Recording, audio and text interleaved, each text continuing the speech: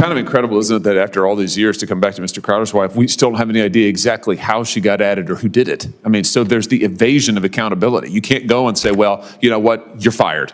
You did that, that's an abuse, you're gone. It's the classic bureaucratic deep state. Oh, well, we don't know quite how it happened. It just so happens, though, that everybody who looks like they may have been politically of a different mindset than the last president gets targeted. I mean, who gets the FBI knocking at their door early in the morning? Is it people who are Biden voters? No, amazingly, it's not. It's people who go to school board meetings and ask about masking policies. What if the government could secretly track you, flag you, and even restrict your ability to travel, not because you committed a crime, but because of your political views? Today, we're diving into shocking revelations about surveillance programs that have quietly targeted ordinary Americans, public figures, and even politicians.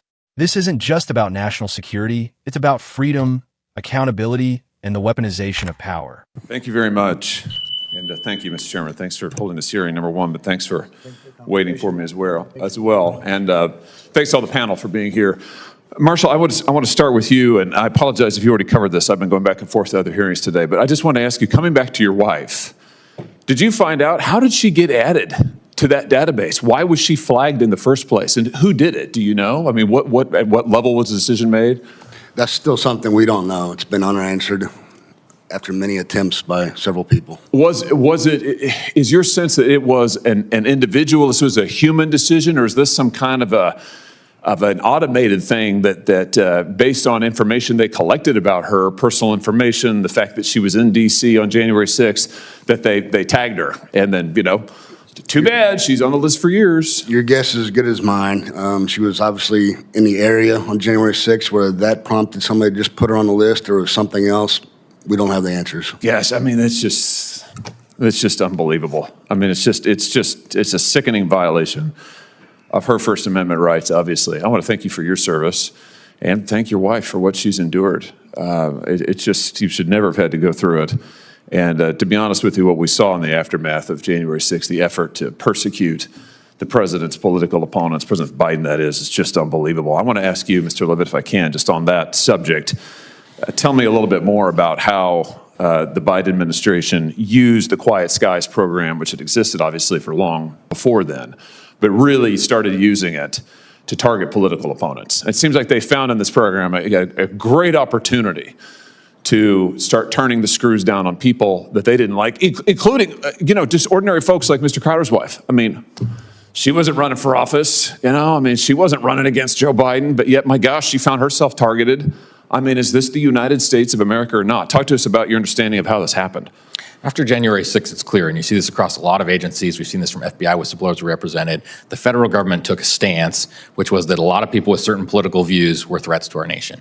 And so that certainly manifests itself in lots of ways, and one of those was these different types of travel lists. So people who were there on January 6th, as has been mentioned, people that maybe were members of a group or expressed concern about wearing masks in public because of their effectiveness, were all put on lists like these. The most still unanswered example is Tulsi Gabbard being added to a list after she criticized Kamala Harris. And again, the TSA's self-serving, I can't say TSA, someone in the government's self-serving leak to the New York Times said, no, it's okay. It was because she was associated with this person at the Vatican. She went to a conference there, but it clearly says Mick Mulvaney went as well. Many of you know Mick Mulvaney.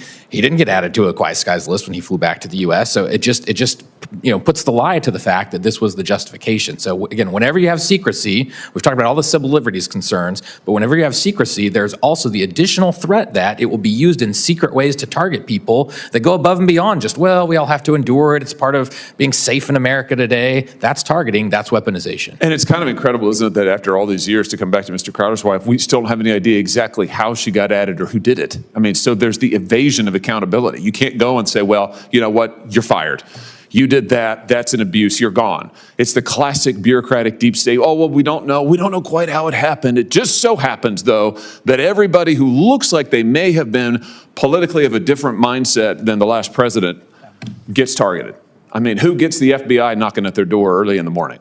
Is it people who are Biden voters? No, amazingly, it's not. It's people who go to school board meetings and ask about masking policies.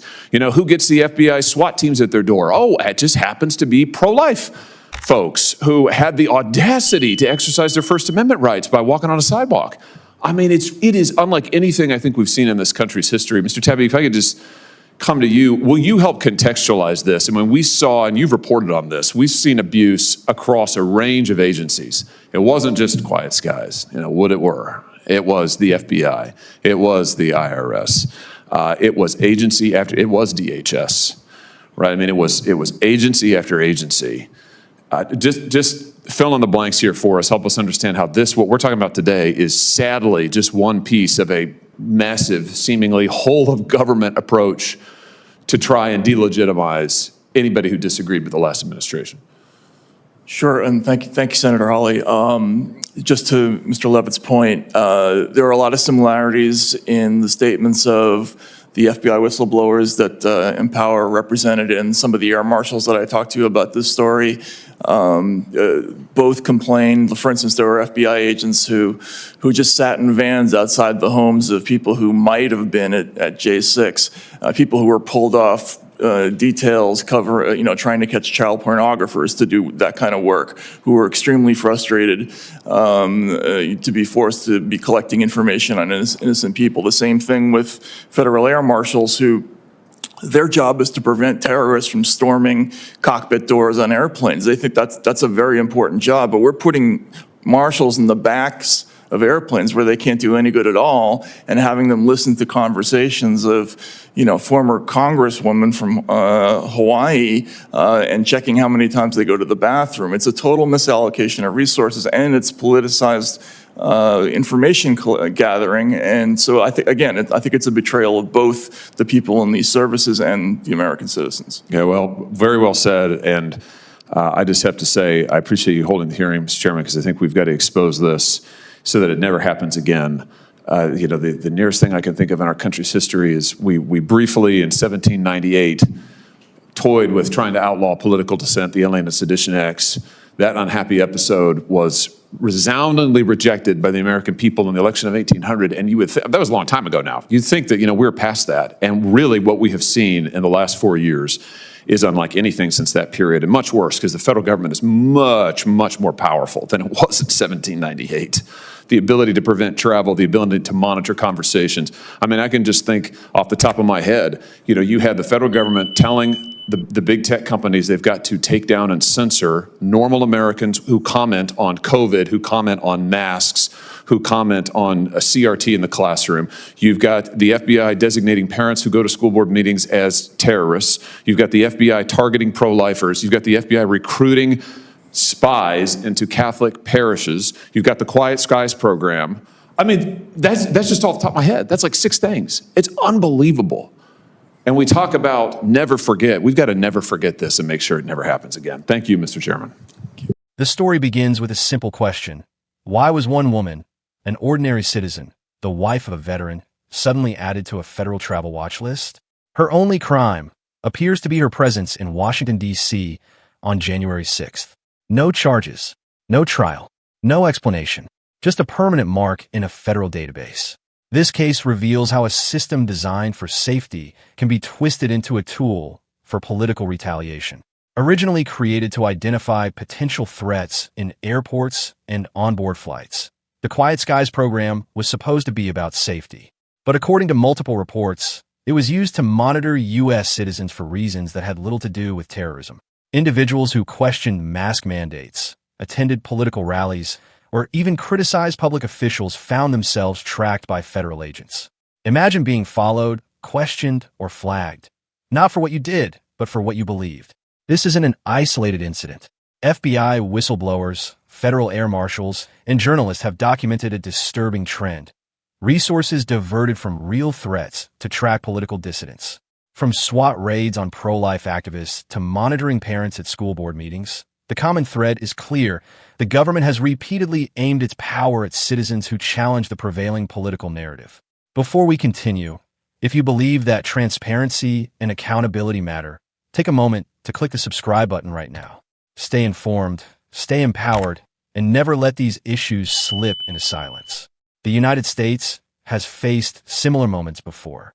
In 1798, the Alien and Sedition Acts sought to criminalize dissent. The American people rejected that abuse of power. But today, the federal government is far more powerful than it was 2 centuries ago. With modern surveillance, data collection, and coordination across agencies, the potential for abuse has grown exponentially. What we are witnessing is not just political rivalry. It's a direct challenge to constitutional liberties. The lessons are clear. Secrecy breeds abuse. Unchecked power leads to targeting, and silence allows it to continue. From travel watch lists to surveillance of speech and religious practices, these actions cut to the heart of what it means to live in a free society. The responsibility now lies with us to expose it, to demand accountability, and to make sure this never happens again. Because if freedom can be taken from one citizen in secret, it can be taken from all of us in silence.